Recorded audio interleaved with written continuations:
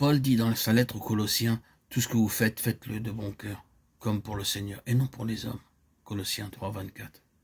Ainsi, par nos réactions, Dieu montre pourquoi nous réagissons de la sorte, et ce sentiment de frustration que nous éprouvons de ne pas avoir été reconnu dans ce que nous avions fait est la preuve de quelques intérêts pour soi-même.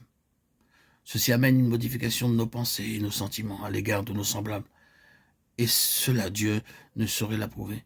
La règle établie est que nous n'avons pas à faire justice nous-mêmes.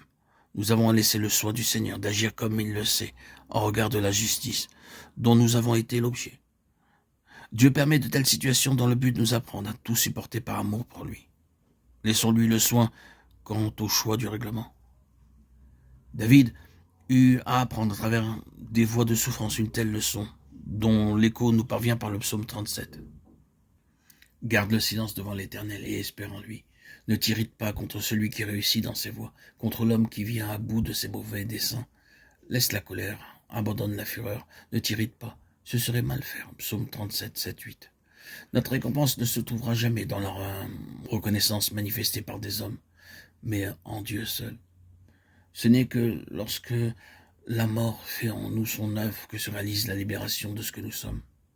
Cela ne signifie pas que nous demeurions insensibles à l'ingratitude ou à l'injustice, mais nous saisirons ces situations pour remercier le Seigneur qui les permet dans le but que la croix atteigne toujours plus profondément la source de nos réactions, celle de notre vie naturelle. Nous pourrons alors prier pour nos semblables tout en laissant la voie libre au Seigneur de leur parler ou d'agir selon ce qu'il aura décidé. L'œuvre subjective de la croix s'accomplit en vue de maîtriser et d'annihiler le caractère et la mentalité de l'homme naturel en nous, afin que l'Esprit de Christ pénètre l'homme intérieur et exerce depuis notre esprit son action sanctifiante sur toutes nos facultés en les amenant sous son contrôle. Bien que David fût vaillant et courageux, David se prit à raisonner à propos de la dure adversité à laquelle il avait affaire de la part de Saül et à la vie errante et pleine d'embûches qui était la sienne, alors que ses pensées se bousculaient en lui. Il en arriva à la conclusion qu'il n'y avait rien de mieux pour lui que de se réfugier chez les Philistins pour échapper au roi Saül. 1 Samuel 30.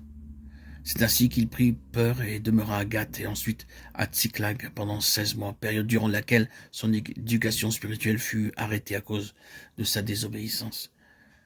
1 Samuel 27. Où était le vainqueur de Goliath, l'homme choisi de Dieu, celui par lequel Dieu avait relevé le défi? Il est possible qu'une certaine lassitude se soit instaurée en lui à cause de la durée de l'épreuve, et c'est ainsi que la situation le domina. Pour un temps, David s'éloigna de Dieu et sortit de ses voies. Ce fut par le refus des princes des Philistins de le voir combattre à leur côté qu'il fut contraint de retourner à Tsiklag avec ses 800 hommes, qu'il y trouva la ville incendiée, pillée et les habitants emmenés captifs par les Amalécites. Sa situation était fort critique, mais reprenant courage, il s'humilia profondément, se repentit de son péché et revint à Dieu de tout son cœur, se plaçant comme tout à nouveau sous son entière seigneurie, pour consulter et recevoir du Seigneur les directives concernant ce qu'il convenait de faire.